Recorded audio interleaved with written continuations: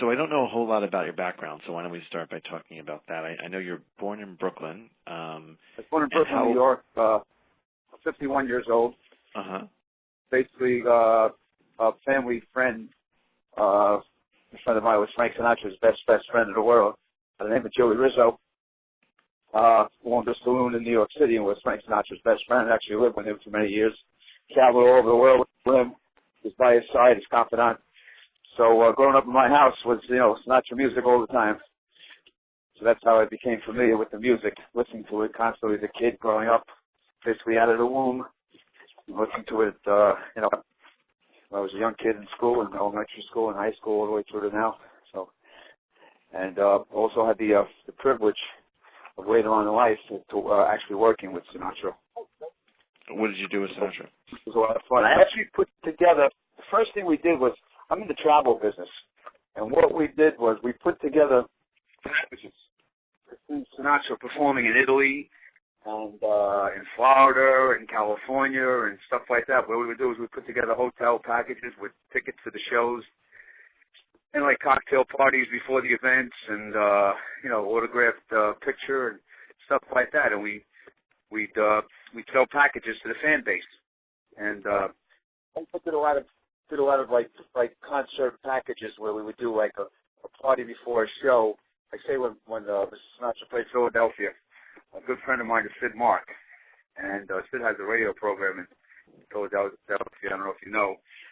And me and Sid became very friendly. What we would do is we'd buy a block of seats from the Sinatra organization and put together a package on air, which we'd sell on the radio station that Sid was broadcasting from, whether it be Philadelphia or WYMY New York for a New York City show or a Spectrum show in Philly. And we sell a big package before, which Sid would host at like a hotel ballroom around a venue. And Sid would be there, host the package. We put Sinatra videos on screens. We bus the people back and forth to the venue to see the concert. And then we'd have a little maybe trio or quartet play after the concert, and we'd do a little dance party after. Mm-hmm. So that's how I broke into the Sinatra world. And did you get to meet Mr. Sinatra also? Yeah, I spent many post-concert nights with him and his manager Elliot Wiseman, who's actually Don Rickles' manager. That's how this whole Don Rickles thing came together. That I'm opening up for him, performing the Sinatra tribute. So we used to hang out after some of the concerts, whether it be in New York City at the Waldorf Astoria bar, or whether it be on the road at various different hotels that we stayed at. We'd stay up at night, and he'd tell some great stories, and fell in love with the man and the music even more. Right. And this is quite special. Like I said, a friend of mine, a mutual friend, like I said, was Sinatra's manager.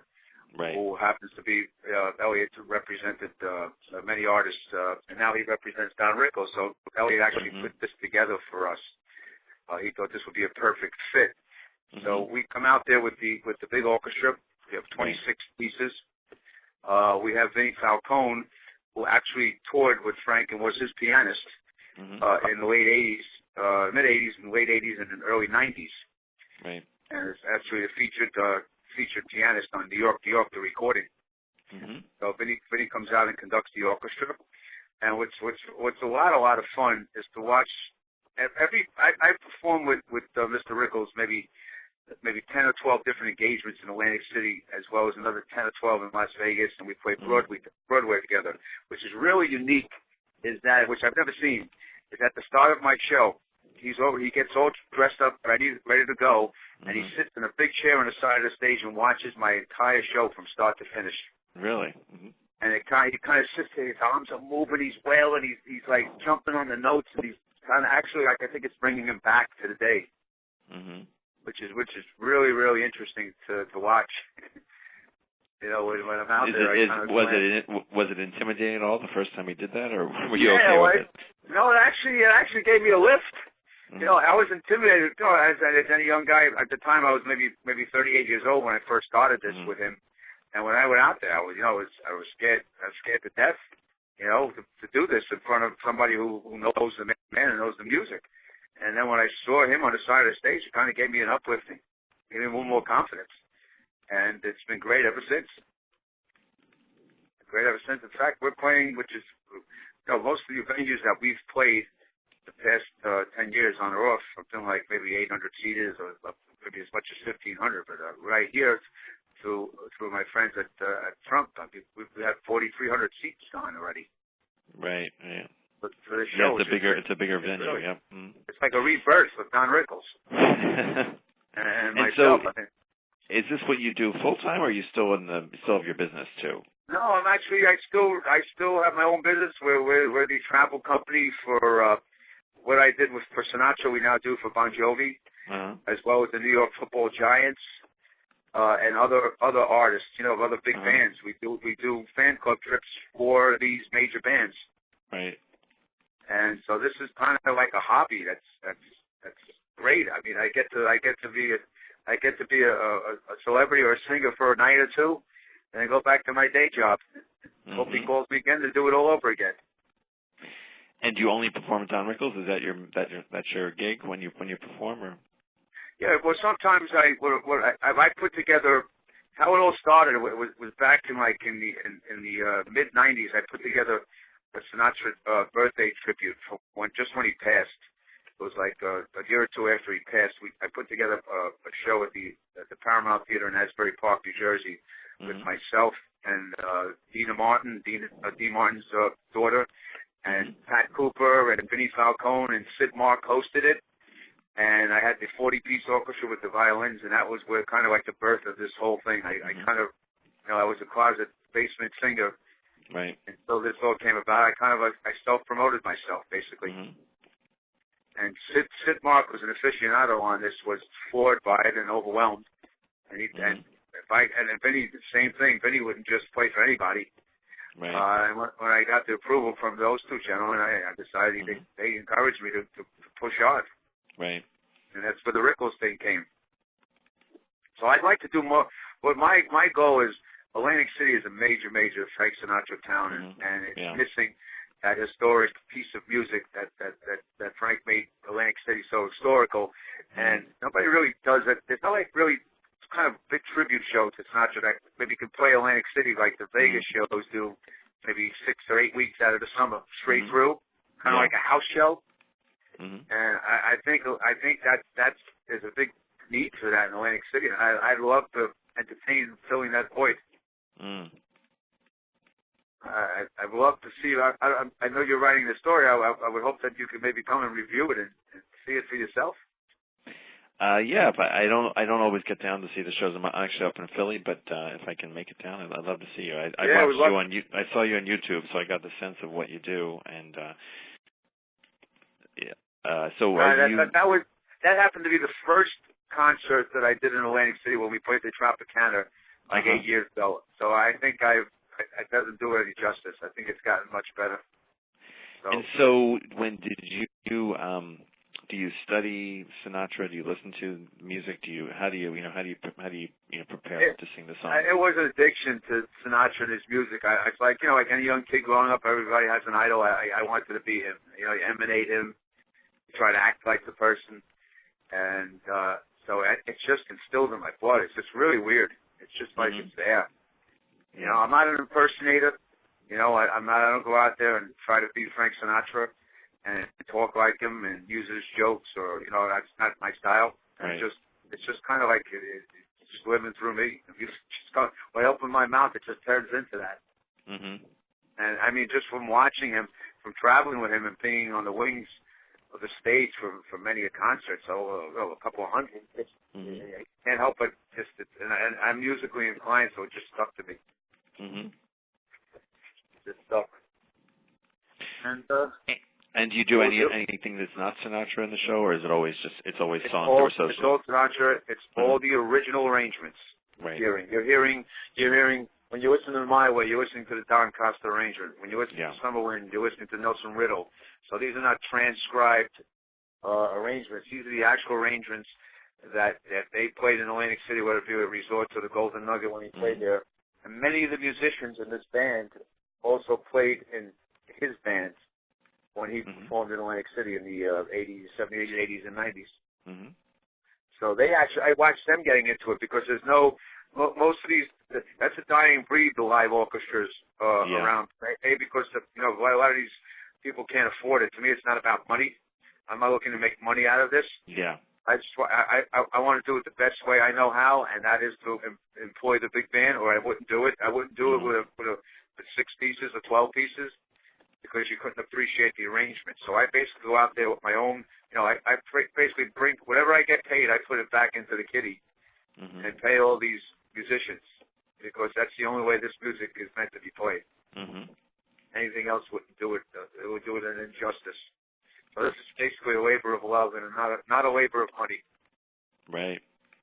And so what else are you performing besides Submission My Way and The Summer Wind? What else is in your set right now? We'll be doing Fly Me to the Moon, I've Got You Under My Skin, Just the Way You Look Tonight, Back the Knife, New York, Lady's a Tramp, The Best Is Yet to Come. My set usually lasts about 35 to 40 minutes. Right. It's going to be all up-tempo type songs. We're playing a big room. We got to keep a lot of energy in that room. In the past we've done the saloon songs with me and the piano, but I think with the capacity crowd that we're going to have, I want to have a lot of energy in that room. And so that's all the standards. All the good swing tunes. You do stomping your feet while you're sitting in your seat. That kind of music. Right. And as someone who's been immersed in Sinatra for so long, why do you think? I mean, he's been gone for a while, from this world anyway. Why do you think the music still endures? What do you think? What's the secret to these songs?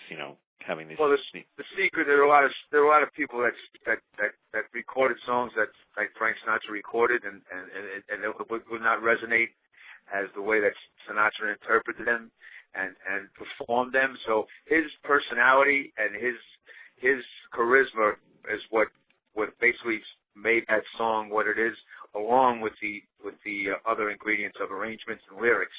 So you have the greatest songwriters of all times, the greatest arrangers of all time, and Frank Sinatra recording that music. It's one of those phenomenons that only like him, maybe the Beatles and Elvis, that company, that's out there that'll sustain itself.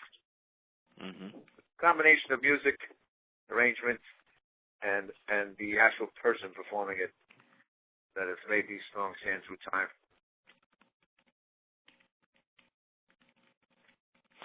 And so, do you have to rehearse a lot for these shows, or how do you prepare? That's a funny thing you say that. There are people that rehearse for these shows for weeks at a time. Basically, I'll get 2 hours before. I'll get 2 hours in the afternoon on the day of showtime. Rickles' man will come in first. Don Rickles, conductor Joe Mealy, will work with the band for about 50 minutes to an hour, and he'll give me the other 2 hours of rehearsal time. And with the musicians we have, and Vinny interpreting the music to the musicians, and me up there, we get it done in 2 hours. It take other people maybe a week or two to get it down. Right. And do you practice ahead of time, like with tracks or something, or just to work on your thing, or you just kind of wait for that moment to? I like spontaneity. It's not nothing that's new to me. Right. I drive and sing a song or two in my head. But it's just I feel that just leave it to the end, just like Sinatra. Frank Sinatra never really rehearsed. Yeah. He basically in the last maybe 15, 20 years of his life, basically he showed up at the time and did his thing. Right. And I guess you don't have to worry about stage fright then. You're comfortable up there. No, I mean, listen, with that first song, it takes about halfway through the first song to get over it. Everybody there's not a singer out there that doesn't get stage fright prior to a show. It's impossible. Yeah.